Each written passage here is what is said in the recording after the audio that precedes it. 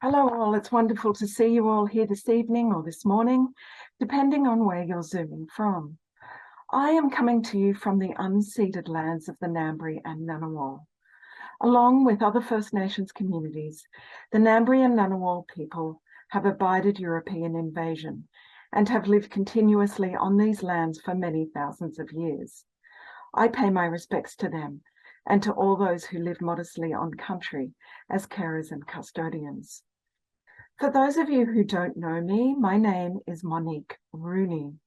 I teach and research in the English program at the ANU, and I am the co-director with Julianne Lamond of the Centre for Australian Literary Cultures, also known as CALC.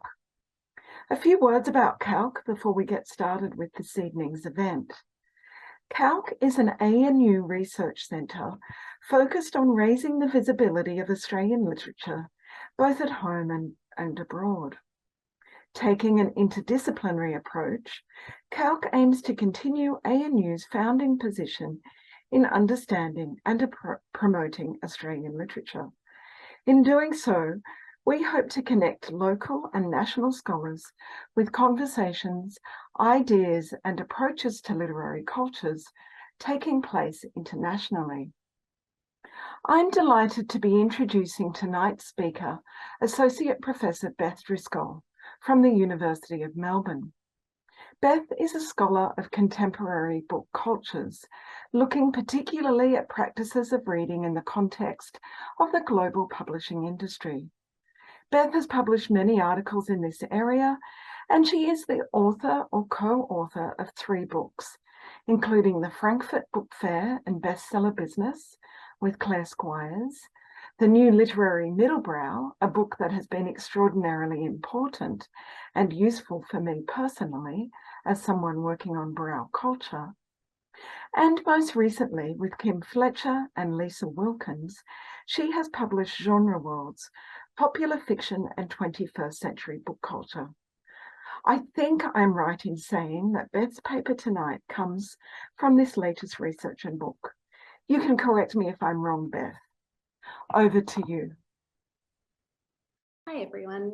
Thanks, Monique, for that introduction and for inviting me to give this seminar, and thanks to all of you for coming. I'm speaking to you from the unceded lands of the Wurundjeri people, and I pay my respects to their elders past and present. In this seminar, I'm presenting an overview of my forthcoming monograph on the practices of contemporary readers. At the moment, I'm thinking of calling it Big Reader Energy. What I want to convey is the dynamism of diverse contemporary reading practices.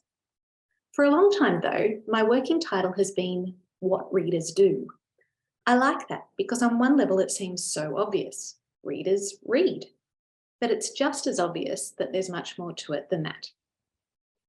My focus is limited to recreational readers, mostly of novels, mostly Anglophone, adult readers, in the present day. But even this narrowed scope yields an unstable research object. The identity of reader can be taken on or off and is inflected differently in different settings. A teenager showing off the post-it notes in her favourite romance fiction on TikTok is a reader.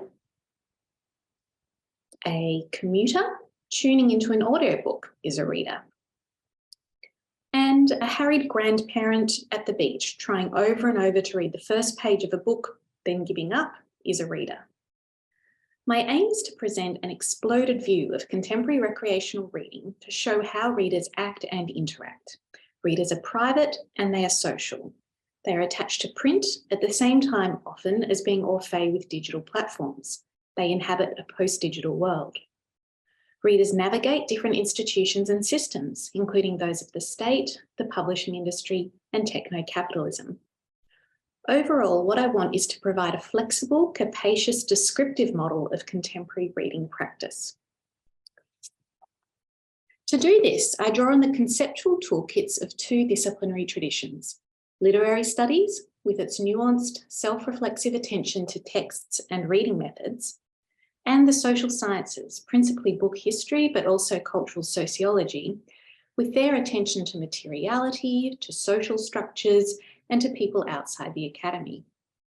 From literary studies, and especially its reader response and phenomenological traditions, come concepts as rich as Rosenblatt's aesthetic reading, Federley's resistant reader, and Felsky's distillation of recognition, enchantment, knowledge, and shock as motives for reading. From book history and cultural sociology come insights into how reading interacts with people's lives, such as Long's work on book clubs, Fuller and Rayberg-Seto's account of citizen readers who participate in mass reading events, and Murray's account of readers in the digital literary sphere. In debt to and communality with these scholars, I propose harmonising disciplinary approaches through an actor network theory influenced model that considers the relational situations of readers, is attentive to power dynamics, and acknowledges how texts, people, institutions, and organisations interact to produce practices of reading. And acknowledges how texts, people, institutions, and organisations interact to produce practices of reading. Here's this great clip art I drew myself earlier. So a network-based approach indicates that readers can be found in the process of enacting that identity, that is, of affiliating themselves, strongly or weakly, to the category or group readers. In contemporary post-digital culture, this might happen through the act of reading a book. That might happen through talking about a book online or browsing a bookstore, to name just a few. These practices are culturally specific, and one of my key concerns in this work is not to treat readers in aggregate, but to account for their variety of situations and activities. The various networks, carefully non-specified here, that form through and around practices configure what it is to be a reader, whether that's readers as consumers, readers as citizens, readers as online content creators. Each network in which readers participate is structured by power relations that affect their visibility, agency, and opportunities to express themselves. In almost every network, for example, authors have higher status than readers. At the same time, readers participate in the reconfiguration of relationships that attends technological change, from becoming data points in Amazon's disruption of bookselling to critiquing publishers on Twitter. The status of authors, readers, and other agents is not taken for granted in any network, but is contested. I propose a model of contemporary reader practice that highlights three dimensions of what readers do through their networks. These are reading as aesthetic conduct, reading as moral conduct, and reading as self-care. So let's start with aesthetic conduct. A reader enjoys a book, or maybe they dislike it, or they're bored. They might blissfully inhale the scent of their paperback, caress an embossed hardcover, or raise their eyebrows at the accent of the narrator. They relish the language, or they find the story unsatisfying. They relate to the book, or they throw it against the wall. All of these actions constitute aesthetic conduct. They are ways that contemporary readers experience appreciation, or otherwise, of books. Aesthetic conduct also happens when readers express their aesthetic judgments and use them to fashion a way of being in the world. Through aesthetic conduct, readers navigate social situations, the publishing industry, technology, and more, as they make links between their reading and their lives. To illuminate the aesthetic practices of contemporary readers, I want to highlight two theoretical principles. First, aesthetic conduct is an activity of the perceiver. In Critique of the Power of Judgment, Kant argues that aesthetic judgment is an active process. It's a human faculty alongside cognition and will, and not a property of objects. This approach to aesthetics is aligned with pragmatism in that it's centred on the way a person makes aesthetic use of a stimulus. This focus was one of the foundational principles of reader response theorists. Louise Rosenblatt, for example, writes that, quote, "The object of aesthetic contemplation is what the perceiver makes of his responses to the artistic stimulus. The focus of analysis is the reader's attitude, which Rosenblatt acknowledges varies. For example, she distinguishes efferent reading, done for information, from aesthetic reading, done for its own sake. In aesthetic reading, quote, "The reader's attention is centred directly on what he is living through during his relationship with that particular text. The text remains important, as some texts, quote, will yield a greater reward for his attention than others." The aesthetic moment of reading, identified by Rosenblatt, can be extended to consider how readers use books for broader aesthetic purposes. Marielle Massey's essay, Ways of Reading, Modes of Being, which uses the specific phrase reading as aesthetic conduct, describes reading as a process of being, quote, powerfully drawn towards different possibilities and promises of existence. For Massey, reading literature allows the reader to construct a personal style, a way of being in the world. As she writes, reading is not a separate activity functioning in competition with life, but one of the daily means by which we give our existence form, flavour, even style. This sentence is quoted by Felsky in The Limits of Critique, where she also refers to Massey's writing about how snatches of the books we read make their way into our daily lives. And yet, as Jean-Francois Hamel points out, Massey remains tied to a romantic conception of literature. Unlike scholars in book history or reading studies who emphasise the ordinariness of texts as they circulate in people's lives, her examples are limited to high culture. They're not, say, popular mass market fiction. Understanding aesthetics as active means recognising that people have a wide range of responses to a wide range of books. Readers aren't only transformed by great literature, they're sometimes pissed off by a thriller or charmed by a romance. So aesthetic conduct is active. Second, aesthetic judgments are social. For Kant, aesthetic judgments involve the subjective perception of form, but they're also embedded in social relations. Aesthetic judgments, that is, are subjective universal judgments that appeal to a community of taste. Some sociologists, including notably Pierre Bourdieu in Distinction, arguably overemphasise the socially structured aspects of taste, producing a very static model. In contrast, Antoine Hennien's more dynamic approach highlights cultural participants' quote, capacity to transform sensibilities and create new ones, not only to reproduce an existing order without acknowledging it. Following this approach means paying special attention to the performance of taste as an activity in its own right. In her analysis of members of an art group, Hannah Wall illustrated how aesthetic judgments are key to group cohesion. She writes that as individuals assert agreements or disagreements in aesthetic judgments deemed relevant to group identification, their feelings of group belonging are powerfully confirmed or denied. She suggests this is particularly potent because artworks have the capacity to communicate shared social reality and produce strong emotions. So how does aesthetic conduct work for contemporary readers? Let's look at social media, where performing taste and communicating aesthetic judgment is integral. David Wright argues that online culture amplifies the importance of taste. Digital technologies, quote, attempt to capture the affective sensory aspects of taste and transform the act of liking so that it becomes even more loaded. The contemporary phenomenon of bookishness illustrates this. As Jessica Pressman defines it, bookishness is an aesthetic strategy consisting of creative acts that engage the physicality of the book within a digital culture.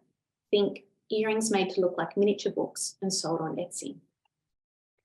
One of the arenas where bookishness plays out is Bookstagram, a subset of Instagram. My search of Instagram yesterday yielded over 86.8 million posts tagged Bookstagram, up from 44 million when I did the same search in 2020. So this is fewer than #love or #selfie, but it's still a significant and growing number. 6 years ago, I tried to join Bookstagram by posting pictures to an Instagram account that we created for our Genre Worlds project on Australian popular fiction. A sample of the kind of images I posted is this Kindle on a wooden table with autumn leaves scattered nearby. Sometime later, I visited England and I met the daughter of a friend, as you do. She was 14 years old and an active Instagram user, so I showed her my posts and asked her for a critical appraisal. Very brave. "Oh," she said, "you're aesthetic." The word aesthetic has a widespread and particular vernacular use online. It means how your feed looks, but that's just the start. A book may be broken down into its aesthetic by an Instagram or TikTok user who shows images and plays sounds that fit the vibe of a book. These two frames on the right are part of the aesthetic montage that this user created for The 7 Husbands of Evelyn Hugo. Book subscription services may organise groups of books by their aesthetic, sometimes using the core suffix. This post here is about pirate core books under the subject aesthetic recommendations, and it's a post by the book box service Fairy Loot. Oops. There's also a rising anti-aesthetic or casual aesthetic that's most prominent on TikTok rather than Instagram, where users share what looks like unfiltered glimpses into a life. The TikTok user who posted about her dad's 11-year-old thriller and turned it into a bestseller fits this genre, and there's an example there from her video.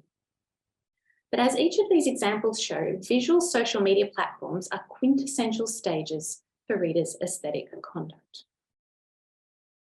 Of all the online forums for the sharing of reading experience, Instagram is perhaps the most obviously aestheticised.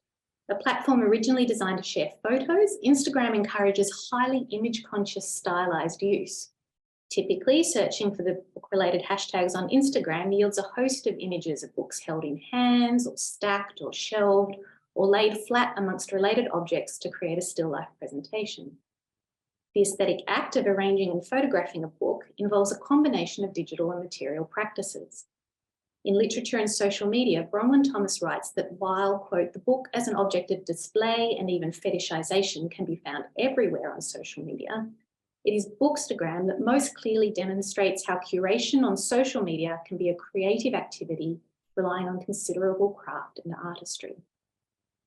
Consistent aesthetics are constructed through filters, colour, style, and choice of props. As Kenna McTavish has written, the dominant visual brand on Bookstagram is a kind of middle-class feminised domesticity, featuring domestic props like a cup of coffee, tea, plants, candles, socks, and cereal, she lists, in intimate household settings. My own brief fling with Bookstagram was driven by the academic imperative for research engagement, although our 44 posts to 76 followers hardly transformed the image of the university as an ivory tower. An image with an aesthetic, now I come to think of it. Maybe I should have worked more with the dark academia aesthetic trend that has become increasingly popular since then. My professional goals show the other side of aesthetic conduct on Bookstagram. It's not just about display, but about sociality. The idea of community is key to the aesthetic conduct of Bookstagrammers, and it's implicit in the use of a hashtag that's legible to and invites connection with other book lovers. Marie Jacqueline identifies this conduct as the creation of a reading self, citing Goffman, a self that is based on, quote, systematically performing cultural engagement online, impression management that takes place in public and is intended to be seen as such by others. This socially performed aesthetic conduct has industrial implications. The aesthetic conduct of Bookstagrammers feeds directly into and can be almost indistinguishable from marketing. So, Bookstagrammers have been credited with exerting influence on book cover design as contemporary publishers seek to create objects that photograph well. Thomas notes that many trends on Instagram support the marketing activities of publishers, writing that trends like book hauls can be easily co-opted for commercial purposes. Jacqueline noted that a considerable amount of posts tagged book review were actually supportive material rather than original reviews. Yet the symbiosis of book marketing and bookstagramming is not total. McTavish's analysis found a counter practice where a book may be presented in an aesthetically pleasing manner while the accompanying caption is critical or disappointed in a book. Bookstagram has a very concentrated form of aesthetic conduct, and it's enmeshed with commercial trends, economic structures, and online socialities which readers negotiate. The aesthetic conduct of contemporary readers online, and especially on Instagram, is quite obvious. It's in your face. But readers' aesthetic conduct can also happen in person. Let me take you to an afternoon in 2017, when the sun was pouring through the windows of this meeting room, marked with a yellow arrow, in the Richmond Library. The members of the Reading and Writing for Wellbeing group were taking a mid-session break, nursing cups of tea and biscuits as we sat on the vinyl lounges. The warmth of the sun seemed to cast a spell that eased the formality of the preceding hour, in which this group of people who barely knew each other had read a poem, Seamus Heaney's Blackberry Picking. Something about the imagery of the sun and the fruit seemed to connect with people and spill over in that break room. We started sharing memories of childhood summer adventures, feeling our way from the poem to reflections on our lives. what felt like a magic intertwining of storytelling, self-understanding, and communication. In-person events that are centred on reading prompt aesthetic conduct, not just expressions of taste, but attempts to understand life through the model of art. Such conduct depends upon and can affect the bonds in networks of people, organisations, and books. Our Reading and Writing for Wellbeing group was a research project that I ran with colleagues from the University of Melbourne, modelled on a program from the Hearth Centre in Birmingham, UK. We recruited members by advertising through the local community library. The group I co-led had a dozen participants, mostly female, over 40, white and English speaking, although another group in our project was more culturally and linguistically diverse, with Chinese, Spanish and Italian speaking participants. Group members expressed a range of levels of confidence in relation to reading. Some were very vocal, including both men in the group I led. Others needed encouragement to contribute. The group followed a specific program. In each session, a short story or poem was read aloud, so there was no homework and reduced pressure on participants who might have low literacy. Then we discussed. After a break, there'd be either a second text to read or a writing exercise. The works we read were mostly classic poems and short stories, such as Guy de Maupassant's The Necklace and Robert Frost's The Road Not Taken. The aim was to create an aesthetic experience, to offer group members the opportunity to enjoy and think about a text. Unlike Bookstagram, then, this set of readers gathered in an institutional rather than commercial context. The group was run by university researchers in collaboration with the public library. On one view, it was an artificially created reading group with a heavy-handed institutional framing. Yet even given these parameters, the group prompted several subtle forms of readers' aesthetic conduct. Group members took on a certain bookish identity by participating. Many of them expressed curiosity about the research. A sense of academic importance ran through the sessions. There was a power imbalance built into the structure of the group because the facilitators chose the texts, replicating an educational mode. On this point, it's noteworthy that the group decided to keep meeting on their own terms without the facilitators after the conclusion of the 12-week program. Perhaps because group members didn't choose the texts themselves, one of the most common forms of aesthetic conduct was the articulation of dislike. This often had an emotional component. Some texts were experienced as depressing. After one poem was read aloud, there was a long pause before a group member broke the silence by saying, "What's the lifeline number?" The experienced difficulty of a text also often involved an emotional component, which led to judgments about the work. Susan Sontag's The Way We Live Now, a story about the impact of AIDS on a group of friends with an unusual structure, was one that I read aloud. I was struck by how group members expressed irritation and distaste towards the writing. Emotion-laden aesthetic responses were also observed by Emmett Stinson and me when we analysed Goodreads reviews of Alexis Wright's formerly challenging novel, The Swan Book. Beyond the question of liking or disliking texts, as my break room anecdote illustrates, this group tended to bounce off the text into broader discussions about life. In this way, participants performed the aesthetic work of linking a creative work to their lived experience, seeing in individual works forms, structures, styles and models that did or didn't fit their understanding of the world. This short account of one reading group illuminates the small, evanescent components of aesthetic conduct that can mark everyday engagements with reading. On Bookstagram, the aesthetic conduct is obvious, but here, aesthetic conduct often sat below the threshold of content creation or conventionally understood artistic production, while still being active, social, creative and dynamic. The second dimension of my model is reading as moral conduct. Morality, a sense of right and wrong, is an inextricable component of interactions among people and is thus woven into the interactions that take place through reading.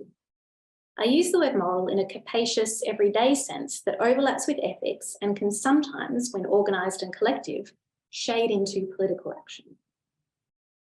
I propose that for contemporary readers, morality works on three scales.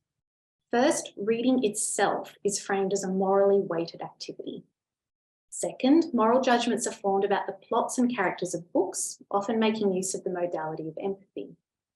And finally, readers act morally in relation to book culture, judging the actions and statements of authors and publishers.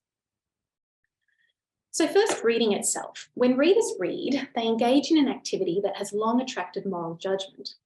Historically, this has sometimes been negative, particularly when novels are involved, particularly when the readers are women. Women's novel reading in the 19th century was figured as morally dangerous, a gateway to indolence, dissipation, seduction, and addiction. Even today, some forms of reading are morally suspect. The reading of popular fiction, especially romance, is often cast as the equivalent of eating junk food. At best, an indulgence, at worst, something to be ashamed of. This was a notable feature of commentary on the mega-selling erotic novel 50 Shades of Grey. One exemplary, self-deprecating reflection from a Guardian journalist was headlined 50 Shades of Shame. But despite this history and the lingering negative moral judgments directed at popular fiction, on the whole these days, book reading is more likely to be framed as a moral good. Broadly, the positive moral expectations of reading fall into two overlapping categories. First, there's an expectation that reading will make you a better person.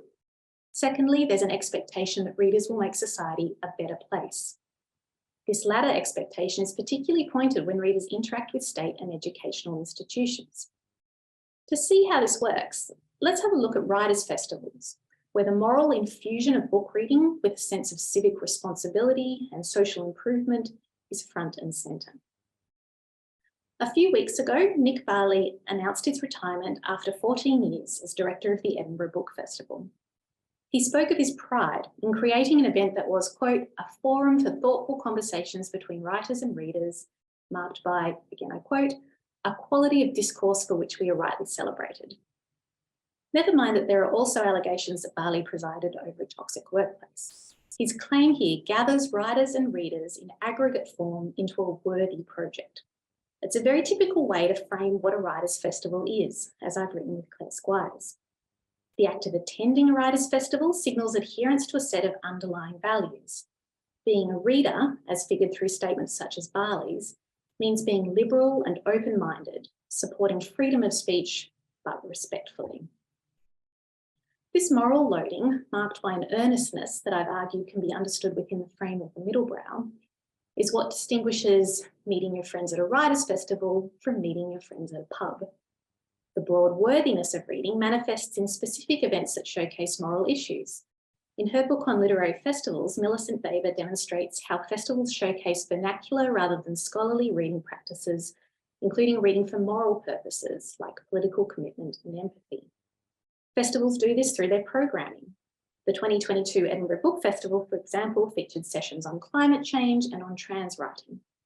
Sometimes the whole festival is set up to address inequity, like the Ubuntu Festival in South Africa, which centres Black reading and writing, or the 2019 Feminart Art and Book Festival in Malawi, which had a commitment to gender equality at its core.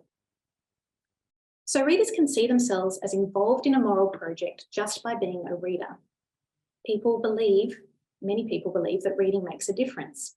This category, I suggest, includes some of those who post anti-racist book lists on social media, a phenomenon analysed by Alexandra Dane in her recent book, White Literary Taste Production.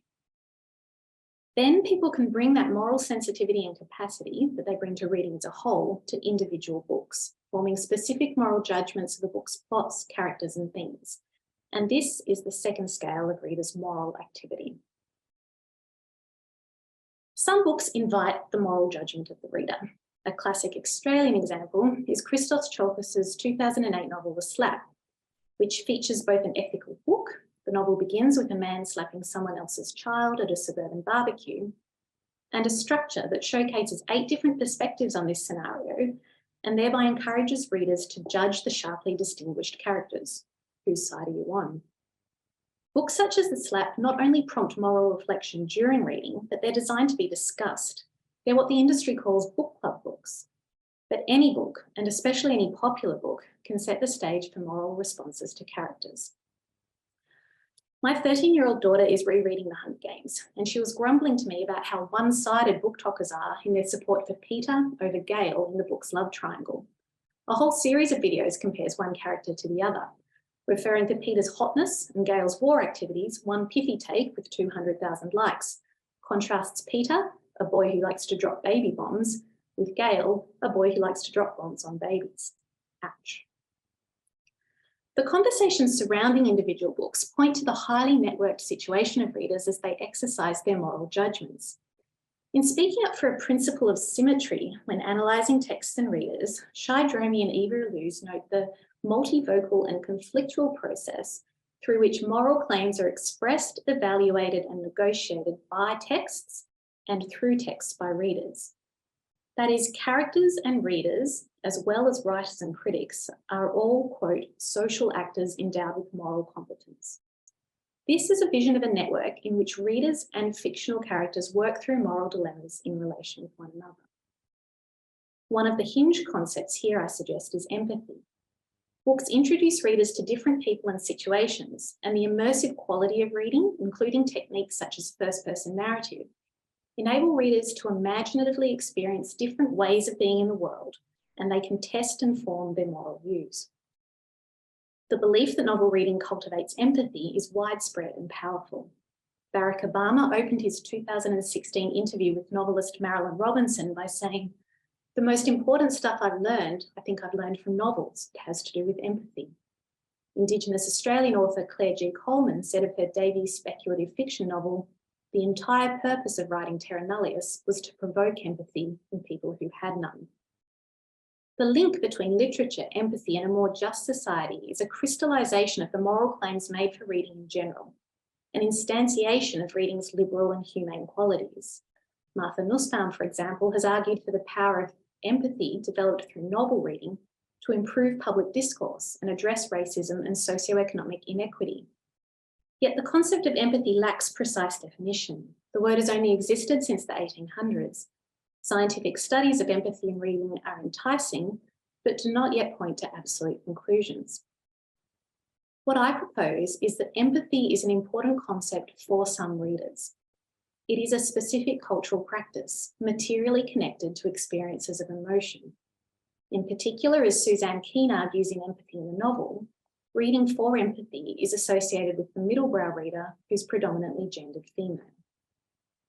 Just as some readers value the cultivation of empathy as a moral act, others may resist empathy, also on moral grounds. While empathy is generally considered good, there is also scepticism towards it and its co-option into a neoliberal agenda that leaves larger structural social problems untouched. In her article, The Banality of Empathy, novelist Namwali Serpell argues that empathy is not only unnecessary for compassionate action, but is in fact a substitute for action. Empathy makes people feel good about themselves without requiring real change. Timothy Aubrey's analysis of Amazon reader reviews of The Kite Runner suggests that, quote, if not in the tragic narrative itself, then in their own compassionate reaction to it, many readers find a self-validating basis for hope. This sounds scathing, but readers forming a view of themselves that they admire is not necessarily antithetical to social progress. For some readers, it may be a step along the way to other action. It's important for researchers to remain open to the meanings that readers assign to their own practices. Some readers mobilise the concept of empathy in relating to books and their reading networks. Others resist empathising with characters. Either way, readers who respond morally to books actively situate themselves in the world. This can be even more overt in the third scale of moral conduct. I examine direct intervention in book culture and the publishing industry. This is one of the most striking phenomena of contemporary book culture, and it mostly happens online. Readers exercising moral judgment through online commentary has become a regular feature of digital book talk, of readers' reviews and book-related discussion on Twitter, Amazon, Goodreads, YouTube, et al. It's particularly evident in relation to young adult books, to romance fiction and to speculative fiction, but it does occur across genres and sectors of book culture. Social media allows for a new directness and immediacy in the relationships between readers, authors, and publishers. The reader's voice and capacity to influence is not dependent on professional critics, writers, or journalists as mediators, although it is dependent on Elon Musk or ByteDance, the owners of TikTok. Despite being driven by their own power dynamics, online spaces nonetheless provide avenues for expression, including moral judgment of authors, publishers, and other book industry organisations that were not previously available in traditional publishing and criticism venues. This opens up the possibility of reader-led industry change based on moral conviction. There are so many examples, but let's focus on just one recent one. Colouring books aren't usually controversial, but in January this year, negative reader feedback led to Colleen Hoover and her publisher Atria withdrawing a colouring book based on Hoover's international mega-selling novel It Ends With Us. This backlist title became a success on the back of TikTok, and the same platform, as well as Instagram and others, was used to criticise the colouring book as an inappropriate spin-off, given that the theme of the novel is domestic violence. In a video with over 220,000 likes and more than 2,000 comments, Charles from Charles Bookshelves expressed herself as, quote, disappointed to say the least. She noted the mismatch between the themes of the novel and the format of a colouring book. As she said, what moments are you going to be colouring? In her release announcing the cancellation of the colouring book, Hoover explained that it was meant to represent the empowerment of the main character, but accepted that it looked insensitive. Hoover's success is very much due to her strong reader fan base, known online as the cohort, and her responsiveness to their moral criticism is a hallmark of contemporary book culture. Hoover's response was exemplary stakeholder management and reflected a canny understanding of the dynamics between authors and their online fans. For some observers, this incident will look like another example of the frightening power of readers online. Contemporary readers can be pitched as censors or vigilantes, pushing the levers of capitalist machinery to suppress the creativity of authors. I think here of an Australian critic who referred to, quote, Twitter's book burning mob. As you can probably guess, I have a different view. For one thing, there is an open question about who has the lasting power in these situations. For another, I can't help but see it as a good thing that some readers are actively morally engaged in book culture and want to make it better. So, on to the third pillar of my model. Readers engage in self-nurturing practices. My discussion so far has focused on the sociality of reading, but some of the most special reading moments happen alone. I feel confident members of this audience will have their own treasured memories of curling up with a book. That probably happens more rarely than you'd like. Frequently, reading is instead distracted or half-hearted. But even if the privacy of reading is partial and occasional rather than universal, it still has an importance that needs reckoning with. The private moment of reading is, for many readers, the heart of its value. I've saved this section for last because this way of understanding reading is so seductive that it can eclipse all the other things that contemporary readers do. But we know here, of course, that reading isn't only private pleasure. The inward dimensions of reading coexist with the outward-facing moral and aesthetic conduct I've discussed. Private reading isn't just of print books either. Private reading is in dynamic tension with evolutions in technology. It might align imaginatively with a preference for print and for non-technological settings, reading in the bath or in bed. But perhaps those print books were bought online. Or perhaps it's an e-reader that's providing the shroud of privacy. Beyond that, private reading is shaped by wider social imperatives, not least the neoliberal discourses and individualising logics of self-care and well-being that I want to look at. To analyse how readers use private reading moments, I want to examine some of the dominant frameworks for understanding private reading that are presented in the media. These accounts provide popular concepts and vocabulary through which readers understand their own practices. They're frameworks that are very pervasive and influential. They're also not especially nuanced, but their very forcefulness invites not only serious attention, but rejection or disagreement, creating a little breathing room that avoids the flattening that can attend conventional academic accounts about reading.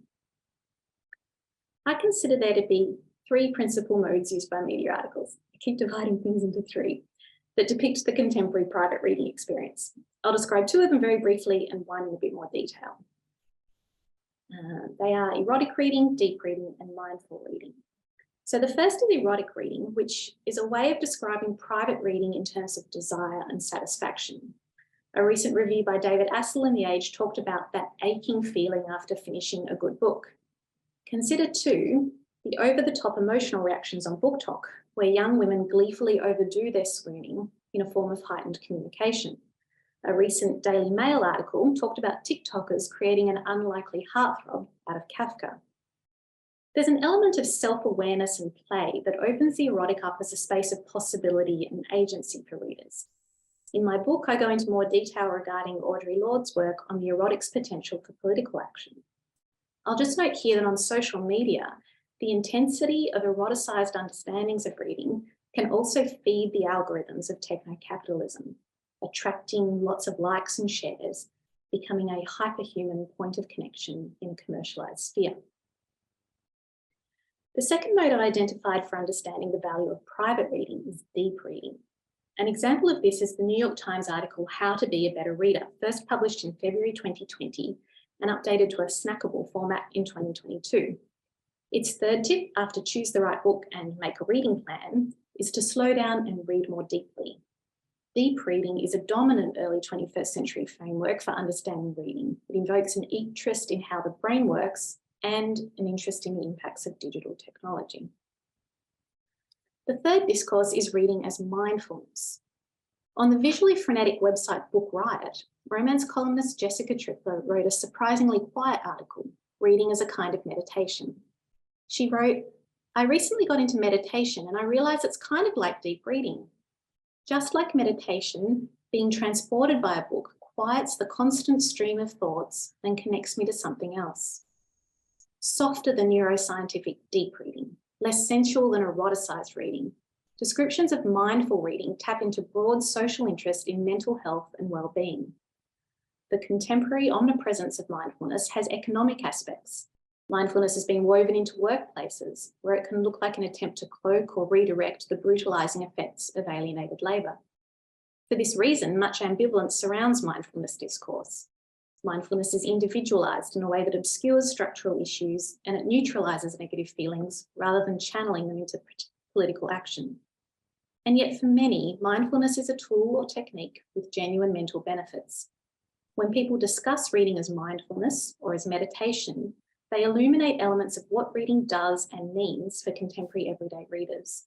They're accounts of reading that attempt to articulate its interior effects. So there's a proliferation of mindful reading advice across personal blogs, small business websites, and newspapers. An article on mindfulness.org introduces the concept of mindful reading as, quote, a process of quiet reflection that requires mindful attentiveness, letting go of distracting thoughts and opinions to be fully in the moment with the text, that moves the reader into a calm awareness, allowing for a more profound experience and understanding. Another New York Times article, How to Be Mindful While Reading, in the newspaper's wellness section, advises that the ability to be in the present moment, aware while withholding judgment, both inside and outside of yourself, are the value of reading for mindfulness. On the blog Simone and Her Books, Simone offers a gentle and compassionate caveat to this conceptualization of reading as meditation. She writes, I will say that reading might not work all the time. There are moments in our life when the invading thoughts or stress are too overpowering to withstand a bookish evening.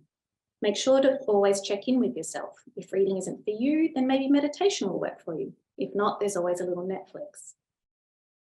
As Simone articulates, this framework for understanding reading as a private experience acknowledges it's not always accessible and that it takes effort. In the comments below Simone's posts, other readers also acknowledge that the book you choose makes a difference.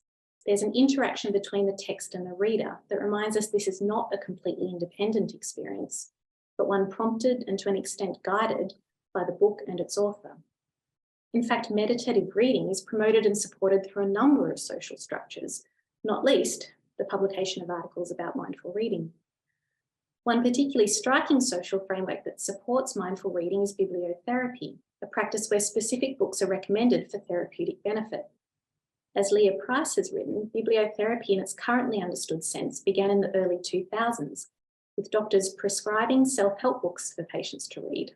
That's cognitive bibliotherapy. It's evolved now to include creative bibliotherapy, which involves recommending literature and poetry that relate to particular challenges a reader might be facing. This can be done by private providers, academics, or public service organisations. The Reading and Writing for Wellbeing group that I described earlier aims not only to create aesthetic experiences, but also to lower stress and promote wellbeing through a guided group activity. The context that frames contemporary reflections on reading as mindfulness is the increasing dominance of digital technology. The digitisation of contemporary life throws the affordances of books and pre-digital modes of reading into relief as potential salve and saviour. On an explicit level, reading fiction for mindfulness, even on a screen, is offered as a practice to counterbalance scrolling or toggling between tabs, the distracted, overwhelming, numbing experience of reading snippets of information across multiple platforms. This discourse of reading as mindfulness or meditation shows an understanding of reading, especially of novels, as a route to an interior private experience that nurtures the self, even when socially mediated. Mindful reading is an opportunity for the reader to get out of their own head, to gain some distance from the immediate busyness of one's life. It's a version of escape, but a particularly meaningful kind. It's not just respite from the world, but respite with purpose. When novelist Hilary Mantel died in 2022, journalist and screenwriter Michael Holden wrote a Twitter thread about her impact on him as a reader, a thread that was liked over 1,000 times. Holden's tweets described his experience being hospitalised for a psychological breakdown 5 years earlier. He wrote, "Eventually I got out of bed and made my way to the ward's common room. There were only half a dozen books there, one of which was Wolf Hall. I didn't imagine I could concentrate, but I needed to get away from what was happening inside my mind, so I started to read it." As he read, quote, this is a bit I've highlighted, "My mind kind of slowly snapped into a kind of flickering but reverent focus that took my attention away from itself and allowed some kind of background repair to begin." In another tweet he wrote, "I took the book to my room and read that page again and again, each time coming a little more together, feeling it work on me like medicine, like touch." Holden's thread included specific quotes and photographs of pages as he described in detail how the novel affected him. His beautiful and moving account powerfully illustrates how reading can be self-care. To conclude with a very energetic slide, I've attempted in this seminar to provide a model that describes the practices of contemporary recreational readers. Alongside this descriptive aim, I have a normative aim. I want to advocate for readers and for the benefits of reading. Book reading on its own, especially when done within the structures of late capitalism, cannot save the world. But book reading can be a complement and a component of broader actions. It is good for readers to be able to find diverse ways to take pleasure in aesthetic works and express their own style, whether on social media, at an event, or in the way they think about their lives. It is good for readers to be able to test, challenge, and communicate their moral views. And it's good for readers to experience moments of interiority that sustain their energy and provide respite. These forms of contemporary reading practice, this big reader energy, should be celebrated. Thanks.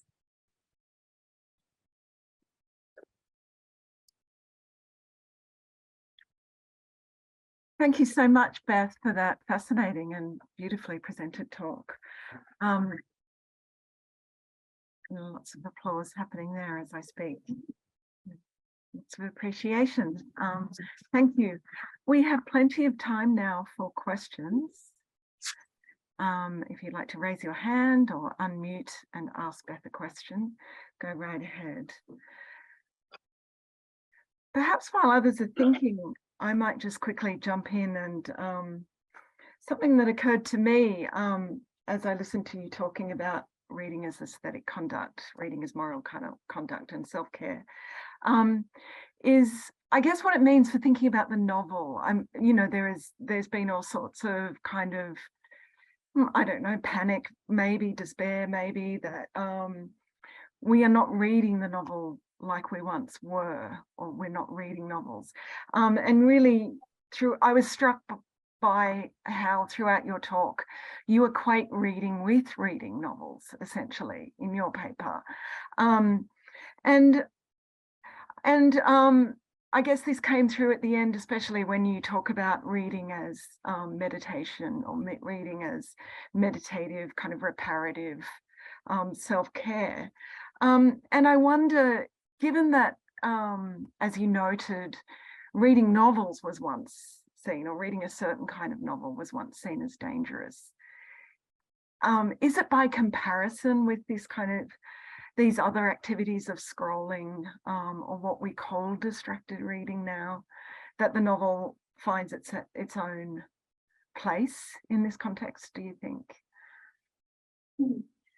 Thanks, Monique. It's such an interesting question. I kind of like flipping it and thinking through that relationship between, what do novels look like from the perspective of readers, and then what do readers look like when we think about the novels and so forth.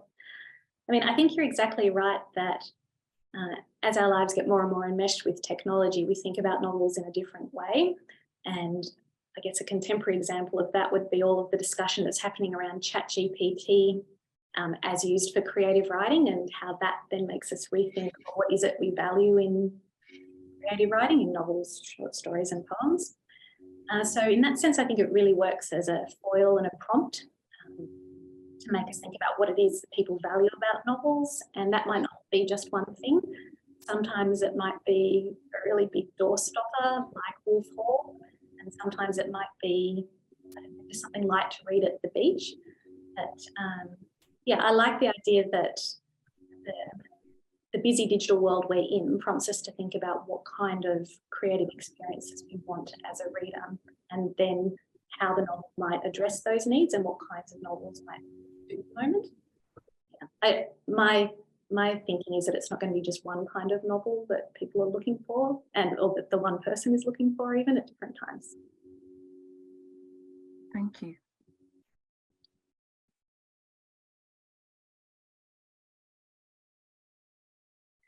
Alex.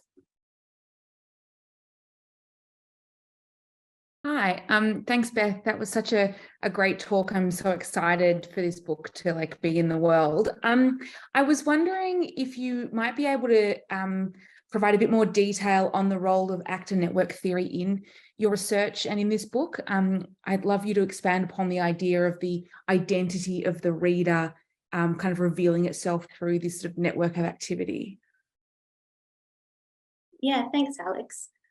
I think what I've really taken from actor network theory is, in a sense, to look at the verbs, to look at the things that happen, rather than rely on predetermined ideas of what a reader is, even perhaps following on from Monique's question, predetermined ideas of what a novel is and looks like, but instead to think about, well, what are the connections that readers make and that authors make and that publishers make, or the ones that they break. In my book, I have a section about not reading, and when people choose not to read a book, and how that can be quite a strong action of breaking expected connections in a network. Yeah, so I mean, the other thing I really like about actor network theory is that this idea that the social world is being continually made and remade. It's in flux, and that seems to suit what I see in contemporary book culture, especially, I would say, its digital elements, but then also how its digital elements make us think anew about print and in-person events. So when things are in flux, we can't take for granted, readers are like this and this is what they look like and what they do. Instead, we have to look at the actual things they are doing and the variety of practices and build up a model from that. Thanks, Beth. Joseph Steinberg has a question about reading for self-care. Joseph, do you want to unmute and ask this question, or would you like me to read it out?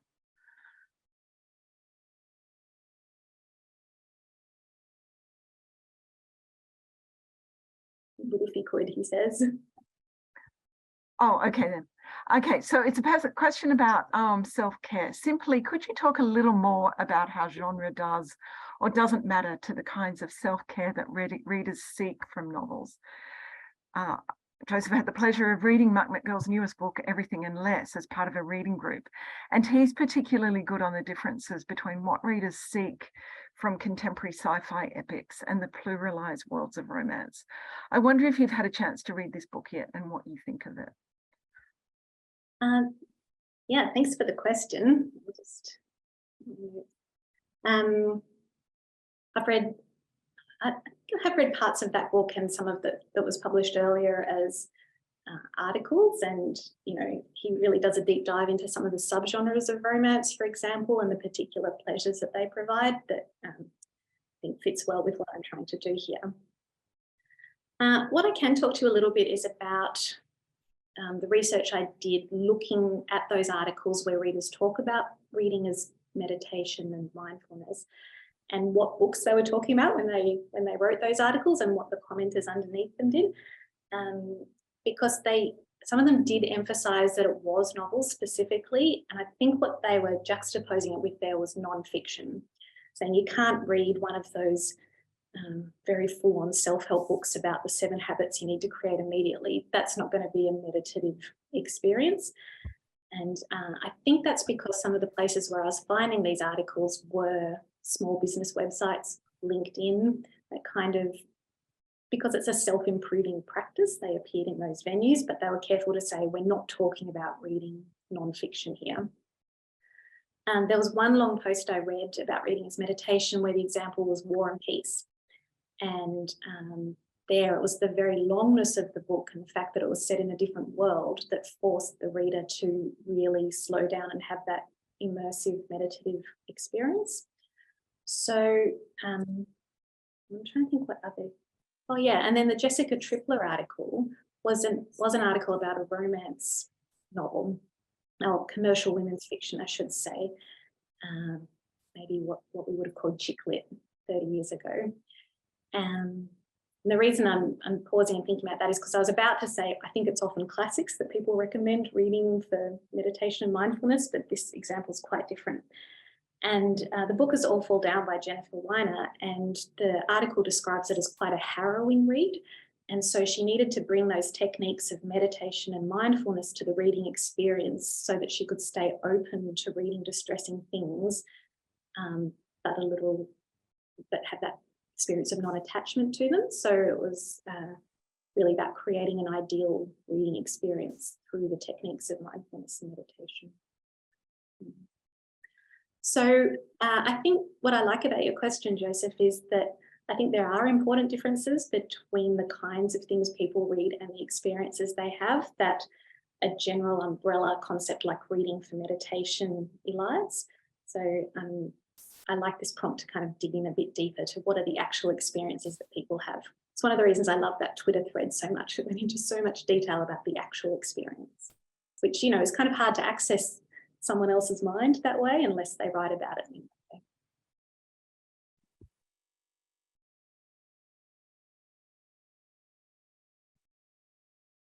Any other questions?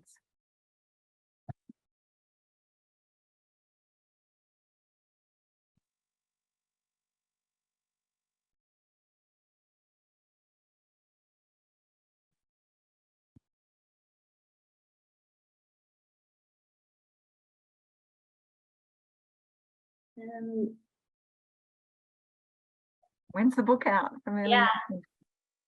And how long does it take to publish a book? I don't know. I guess maybe towards the end of this year or maybe early next year. Yeah, I'm keen to see this one out because I feel like I've been writing it for 10 years or so, just kind of collecting all of these reflections on reading and different research projects. And this is a synthesis of all of those into a kind of a model.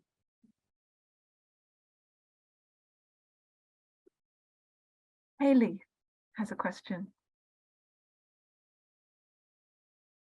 Hi, sorry. Yeah, thank you so much. I really enjoyed that, and yeah, like everyone, I think really excited for the book. I was quite struck at the beginning, I suppose, and like throughout the talk that, yeah, your focus is like recreational readers, but then it sort of really comes across that these are not readers that just read for recreation, I suppose. So I wondered if you could talk a little bit more about the relationship between sort of what they're doing is a kind of laboured pleasure sometimes, and it doesn't strike me that it's always so different from what we do, even if it's not, you know, like remunerated or something like that. So yeah, I wondered if you could talk a little bit more about how this reading is recreational, and yeah, also particularly with like Alexandra Dane's work as well on like anti-racist reading lists. Sometimes it's a kind of, or conceived as a kind of labour, like the labour of meditation or the labour of kind of self-help. Yeah, sorry, I think that might be a bit rambling, but thank you. No, I get it. Thanks so much, Hayley. That's a really great question. And Yeah, you're right. That connection with what Alex was writing about with the anti-racist reading lists. One of the phrases that kept coming up in Instagram posts that posted anti-racist reading lists was the need to, quote, do the work. And reading was doing the work rather than expecting others to educate you. You go and read books and perform the labour yourself.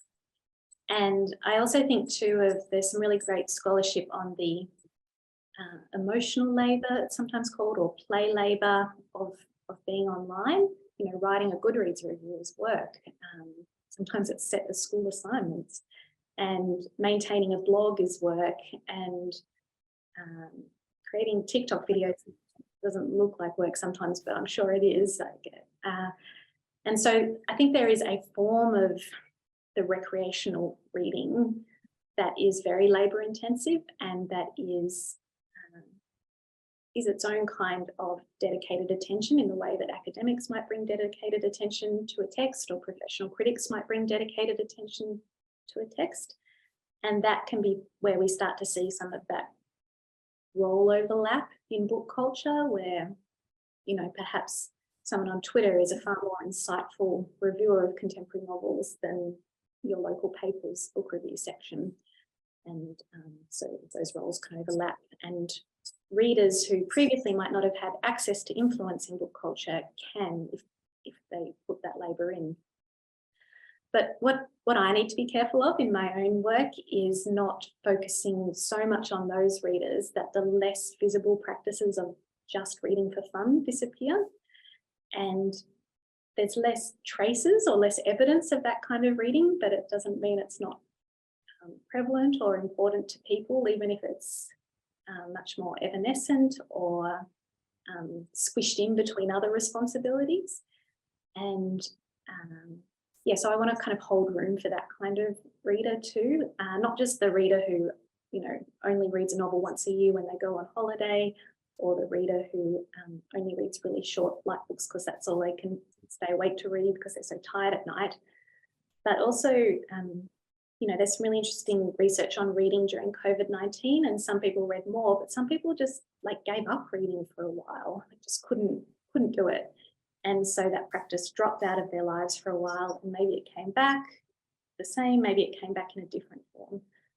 So it's not always the same for a given reader, and it's not the same across populations. So what I'm hoping with those pillars of aesthetic conduct, moral conduct, and self-care is that within each of those, there's like different levels of engagement or different levels of activity, so that it can account for that diversity of levels of labour. Thank you so much.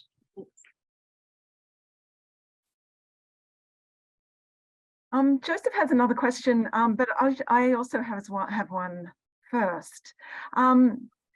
It's something that came up for me during your talk was the question of generations and generationalism, especially I think when you spoke about aesthetic conduct, and you showed the picture of, well, I guess the very idea that aesthetic has become a buzzword, and that aesthetic has this particular currency on the internet, and also the picture of the father as an anti-aesthetic.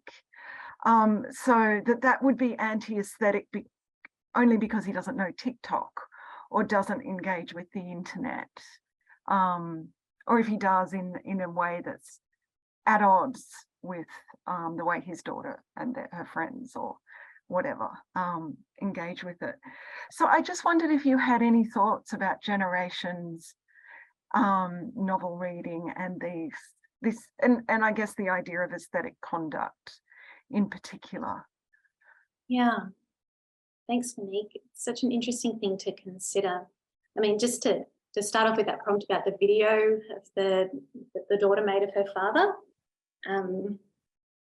like he's now kind of a TikTok celebrity, I guess you would say. There's been a few videos now of him crying with joy at the reaction to people buying copies of his book and him going viral on TikTok. So, you know, there's maybe half a dozen videos now that feature him. So in that way, he's now in on the conduct. I was about to say in on the joke, but it's not a joke. It's a very specific kind of performance. And there are there are other people of a variety of ages who film extremely emotional reactions or responses on TikTok, and it's a thing.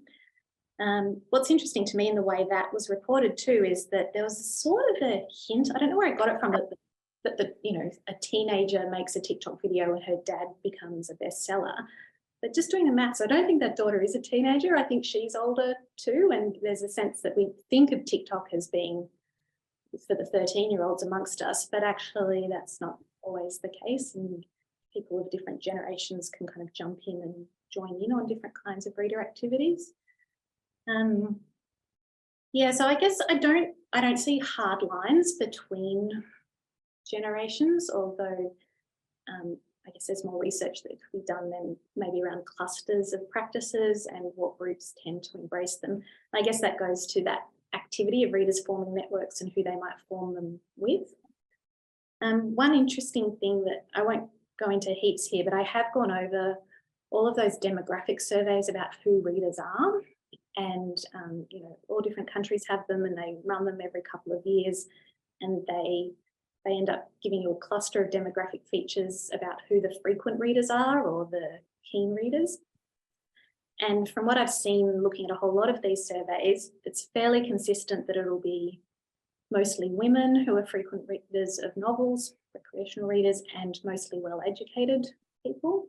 But I haven't seen good evidence around age. Some surveys indicate that older people are more frequent readers than younger people, but it really depends on how you phrase the question. And one of the surveys I really like, just to give it a plug, is from Kathy Inman-Behrens and Rachel Norder. And they phrase their questions along the lines of not just how many novels do you read or how many works of literature do you read, but how many books do you engage with? And they came up with this concept of the avid book engager. And that might be someone who's aware of books, buys books, her presence for other people, or is kind of involved in the life of a book beyond just reading it. And young people were heavily represented in that category of book engagers. So I think there's a lot of thinking there to be done around generations, as you say. I used to say I didn't believe in generations, but then I saw a cover of Miley Cyrus doing 9 Inch Nails, and I thought, I'm not in that generation. I believe now. Okay, so there's another question from Joseph, and then one from Amelia. So Joseph asks, he'd love to hear a bit more about the characteristics that distinguish recreational readers from professional readers in particular. John Guillory quarrels with this distinction in Felsky's work a bit in his fabulous new book, Professing Criticism. I'm about to enter the Guillory wars. Readers have lots to say about that book online. I'm just writing down qualities that distinguish professional readers from recreational readers. I mean, I guess I'd be open and interested in hearing what this group thinks about that as a group of professional readers, perhaps. Arguably, there's not always that much that distinguishes us apart from the fact that we're paid to do it, that some of us work in institutions, and that we've been trained in a particular way. I would say that those are the things that leap to my mind. But doing some thinking while I talk, I guess the way I would approach it is through that actor network modelling of looking at, are there different connections that professional readers form compared to recreational readers? And there are. So professional readers network with each other, with the institution. Recreational readers network maybe more with their local bookshop, with their book club, with their online community. Which is not to say that the one person can't be both a professional reader and a recreational reader in different phases of their life or times of the day. I think that's a few thoughts on that one, but I am keen to hear what other people think. I'm quite taken with Deirdre Lynch's book, Loving Literature, as a way of thinking about professional readers in English departments, and that sort of normative expectation that everyone who works in an English department is themselves a passionate reader, or was a passionate reader before they joined an English department, and how that might kind of put limits around the kinds of reading that can happen, and creates that ambiguous relationship where a kind of a dual identity, she calls it, where people feel like they're both professional readers, but they have this attachment to recreational reading that they need to disavow but stay connected to. I'm quite struck by that. A question from Amelia. To what extent do you see these categories of reading as specifically contemporary and grounded in the digital? And to what extent do you think these categories can be applied across history more broadly? Thank you, Amelia. I do see connections with other historical moments, and I feel like those three categories of the aesthetic conduct, moral conduct, and self-care are so capacious that there's a lot of historical practices they cover. I think, again, the particular networks that readers trace and the way they put different practices together at different points in their life is quite distinctive in the contemporary moment. But I think there would be different like spiderweb diagrams you could draw for different historical and geographical moments that really illuminate those. For example, one of the books I really like is Elizabeth McHenry's study of Forgotten Readers, which is about 19th century literary societies in the north of America for African Americans. And she writes a lot about how that was seen as a form of civic action, participating in these literary societies. So there's a strong moral imperative to that particular social reading formation. And I guess I see a continuity between that kind of reading as moral conduct and some of the, that discourse I was talking about with the Writers' Festival today and what we expect reading to be able to do in terms of social improvement.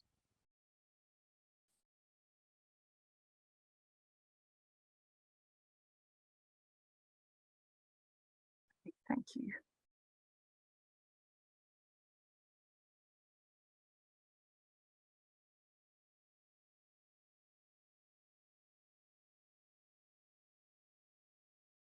Okay, looks like there are no more questions.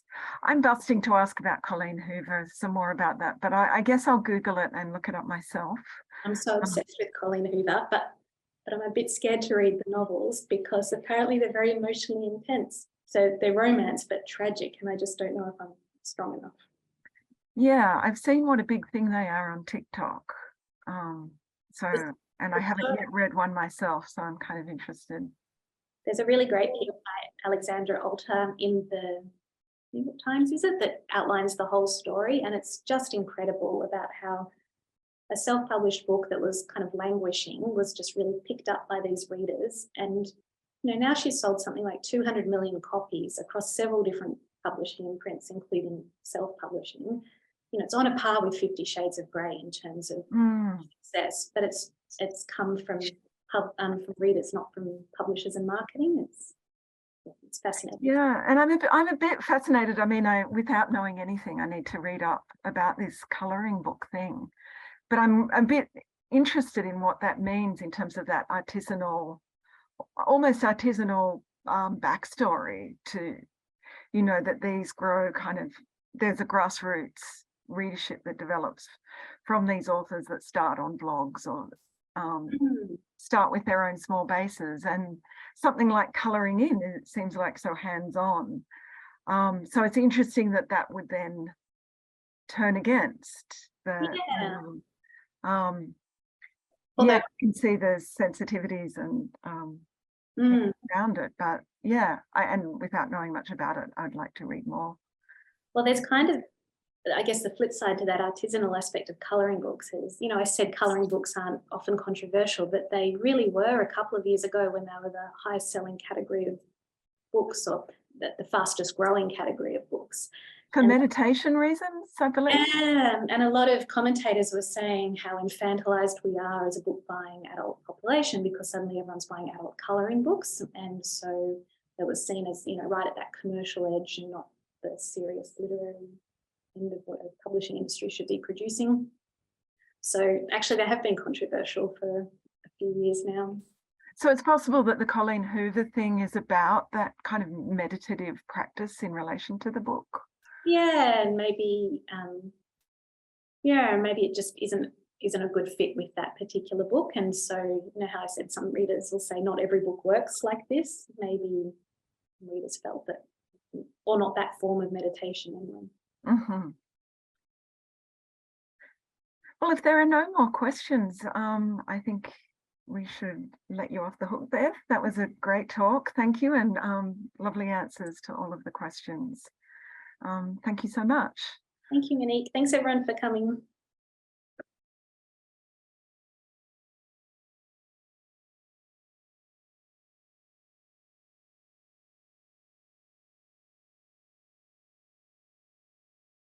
Unfortunately, I started the recording a bit late. Well, that's right. You missed the bit where I stuffed up my slides. That was good. Thanks. So we'll have a late starter. We'll just have a little disclaimer at the bottom of the YouTube clip or something. Thanks again, Beth. All right, I'll head off. Thanks, Monique. Bye.